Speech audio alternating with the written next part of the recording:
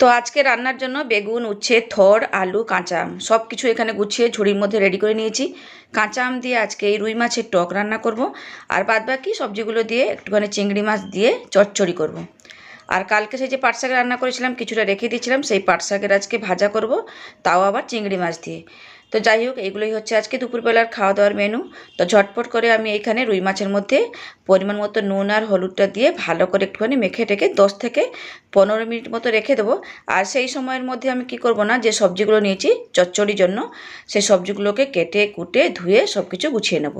দেখুন, সব কিছু সবজি কেটে ধুয়ে পরিষ্কার করে এখানে গুছিয়ে থালার মধ্যে নিয়ে নিয়েছি।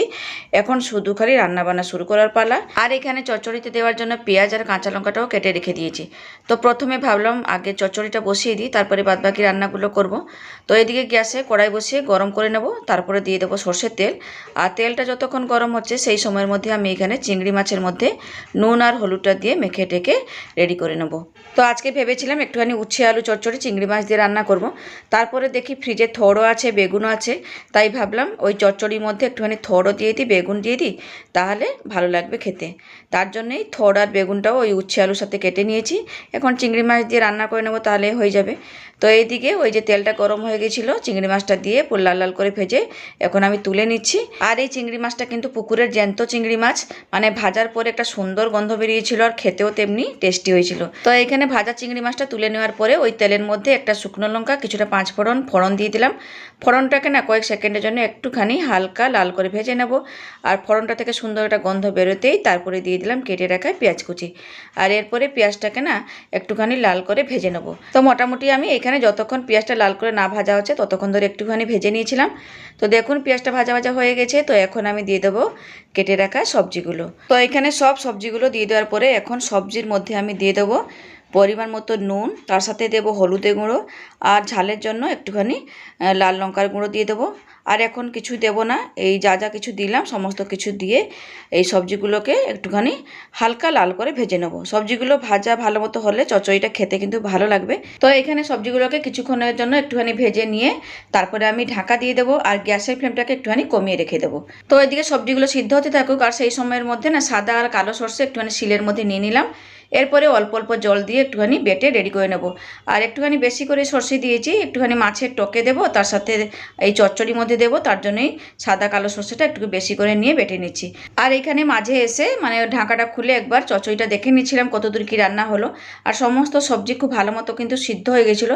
আজকে চচ্চড়িটা না জল ছাড়াই রান্না করব, তাই জন্য একটু ঢাকা দিয়ে দিয়েই রান্না করে নিচ্ছি। এই দিয়ে সবজিগুলো সিদ্ধ হয়ে গেলে পরে আমি সর্ষে বাটাটা দিতে পারবো। তো সবজিগুলো নেড়ে চেড়ে আবারও ঢাকা দিয়ে ওইদিকে রান্না করতে বসিয়ে দিলাম। আর এইদিকে সর্ষে বাটাটা কমপ্লিট করার জন্য চলে এসেছি।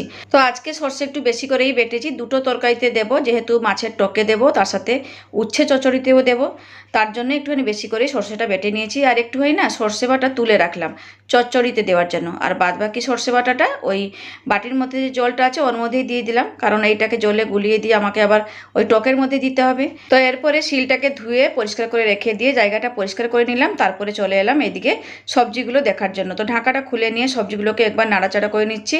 আর সমস্ত সবজি খুব ভালো মতো সিদ্ধ হয়ে গেছিলো। এরপরে একটুখানি নেড়ে চেড়ে মিশিয়ে নিয়ে দিয়ে দিলাম ভেজে রাখা চিংড়ি মাছ। এখানে একটুখানি না বেশি করে চিংড়ি মাছটা দিয়েছি যাতে চচ্চড়িটা খেতে ভালো লাগে। তারপরে দিয়ে দিয়েছিলাম বেটে রাখা সর্ষে, আর দিলাম কয়েকটা চেরা কাঁচা লঙ্কা। আর কিছু দিতে লাগবে না, সব কিছু আমি দিয়ে দিয়েছি। এরপরে ভালো করে নেড়ে চেড়ে মিশিয়ে নেবো সবজিগুলোর সাথে চিংড়ি মাছগুলোকে। আর একবার না আমি চেক করে নিচ্ছিলাম, কারণ ওই চচ্চড়িতে থোড় দিয়েছিলাম, তো থোড়টা সিদ্ধ হয়েছে কিনা একবার খুন্তি সাহায্যে কেটে দেখে নিচ্ছিলাম। তবে থোড়টা খুব ভালো মতো সিদ্ধ হয়ে গেছিলো, কারণ থোড়টা খুব কচি ছিল, তাই চচ্চড়িতে দেওয়ার ফলে খুব ভালো মতো সিদ্ধ হয়ে গেছিলো। যাই হোক, নেড়ে চেড়ে মিশিয়ে নিয়ে চচ্চড়িটা কিন্তু পুরোপুরি রান্না করে নিয়েছি। এরপরে আমি তুলে থালার মধ্যে রেখে দিলাম। দেখুন একটু শুকনো শুকনো করে রেখেছি। আর এই চচ্চড়িটা খেতে কিন্তু ফাটাফাটি হয়েছিল। তো চচ্চড়ি তো রান্না হয়ে গেছে, ওটাকে তুলে রেখে দিলাম। এরপরে কড়াইটা ভালো করে ধুয়ে গ্যাসে বসিয়ে খুব ভালো মতো করে গরম করে নিয়েছিলাম। তারপরে দিয়ে দিয়েছিলাম সর্ষের তেল। আর তেলটাকে দিয়ে গরম করে নেওয়ার পরে দিয়ে দিচ্ছি এখন নুন হলুদ মেখে রাখা রুই মাছগুলোকে। আজকে একটুখানি টক খেতে ইচ্ছা করলো, মানে প্রচণ্ড গরম পড়েছে আর মাছের ঝোল খেতে একদম ইচ্ছা করছিল না, তাই ভাবলাম একটুখানি কাঁচা আম দিয়ে আজকে রুই মাছের টকটা রান্না করি, তাহলে একটুখানি ভাতটা খাওয়া যাবে। জানেন তো এতটাই গরম পড়েছে না, একদম ঝোল খেতে মন চাইছে না, টক হলে একটুখানি ভাত দুটো খাওয়া যায়। তো এখানে মাছগুলোকে তেলের মধ্যে দিয়ে দেওয়ার পরে একবার উল্টে পাল্টে নিচ্ছিলাম, আর এইভাবে একবার উল্টে পাল্টে নিয়ে মানে দু পিঠ পুরো লাল করে ভেজে নিয়ে তারপরে আমি তুলে নেবো। দেখুন পুরো রুই মাছগুলো লাল লাল করে ভাজা হয়ে গেছে, এরপরে তুলে নেবো। টকে দেবো আর বেশি ভাজতে লাগবে না, তাও আমি কড়া করে ভেজে নিয়েছি। এরপরে ভেজে নেওয়া মাছগুলোকে তুলে গামলার মধ্যে রেখে দিচ্ছি। আর একটা মাছ না আর একটু ভাজা হবে, তার জন্য একটুখানি নেড়ে চেড়ে কিছুক্ষণের জন্য ভেজে নেওয়ার পরে তারপরে আমি তুলে নিয়েছিলাম। আর মাছটাকে তুলে রেখে ওই মাছ ভাজা তেলের মধ্যে ফোড়নে দিলাম দুটো শুকনো লঙ্কা, সাথে দিয়ে দিয়েছিলাম কিছুটা পাঁচ ফোড়ন। আর এই ফোড়নটাকে কয়েক সেকেন্ডের জন্য একটুখানি নেড়ে চেড়ে ভেজে নেওয়ার পরে দিয়ে দিয়েছিলাম কেটে রাখা ওই কাঁচা আমটাকে। আর আমটাকে দিয়ে কয়েক সেকেন্ডের জন্য একটুখানি নেড়ে চেড়ে ভেজে নিয়েছি। তো এইখানে কাঁচা আমটাকে প্রথমে সেদ্ধ করে তারপরে জলটা দিলেও হয়, তো আমি এখানে তেলের মধ্যে একটুখানি নেড়ে চেড়ে ভেজে নিয়ে তারপরে ওই সর্ষে বাটার জলটাকে দিয়ে দিয়েছিলাম। তো সর্ষেটাকে না একটুখানি জলের মধ্যে দিয়ে হাত দিয়ে ভালো করে মিশিয়ে নিচ্ছি, তারপরে এই জলটা দিয়ে আবারও একটুখানি জল দিয়ে দেবো, যেহেতু মাছের টক করছি একটুখানি বেশি করেই জল দিয়ে দিলাম। আর এই দিয়ে কাঁচা আমগুলো সেদ্ধ হবে, তার জন্যই একটুখানি বেশি করে জল দিয়েছি। জলটা দিয়ে দেওয়ার পরে দিয়ে দিয়েছিলাম পরিমাণ মতো হলুদের গুঁড়ো আর নুন। ভালো করে নেড়ে চেড়ে মিশিয়ে নিয়ে ঢাকা দিয়ে দিলাম। যতক্ষণ আমগুলো না সেদ্ধ হচ্ছে ততক্ষণ ধরে একটুখানি রান্না করে নিয়েছিলাম। আমগুলো খুব ভালো মতো সেদ্ধ হয়ে যাওয়ার পরে তারপরে দিয়ে দিয়েছিলাম কয়েকটা চেরা কাঁচা লঙ্কা আর দিলাম ভেজে রাখা রুই মাছগুলো। মাছটা দিয়ে দেওয়ার পরে হাতটা ভালো করে ধুয়ে নিয়ে কয়েক কোয়া রসুন খোসা ছাড়িয়ে তারপরে থেঁতো করে নিয়েছি। এই থেঁতো করা রসুনটাকে এখন দিয়ে দিচ্ছি টকের মধ্যে।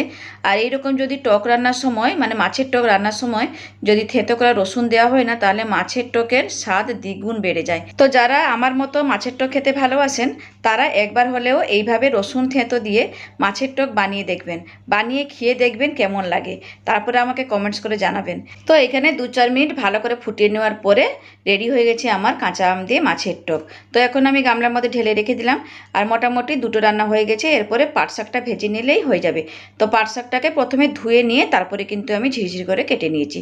আর এদিকে কড়াইটা ভালো করে ধুয়ে নিয়ে তাতে সরষের তেলটা গরম করে নিয়েছি। গরম হয়ে যাওয়ার পরে দিলাম একটা শুকনো লঙ্কা, কালো জিরে ফোড়ন। এরপরে আমি দিয়ে দেবো কেটে রাখা পাট শাক। তো পাট শাক রান্না করতে গেলে কিন্তু প্রথমেই পাট শাকগুলোকে ধুয়ে নিয়ে কাটতে হবে, আর কেটে তারপরে ধুলে পরে পুরো লালা লালা হয়ে যায়, পুরো ঢেঁড়সের মতনই পুরো লালা লালা হয়ে যাবে। যাই হোক সবসময় চেষ্টা করবেন পাট শাকটা ধুয়ে তারপরে কেটে নেবার। তো পাট শাকটাকে দিয়ে দেওয়ার পরে না এখন আমি পাট শাকের মধ্যে পরিমাণ মতো নুন দিয়ে দিলাম আর একটুখানি চিনি দিয়েছি।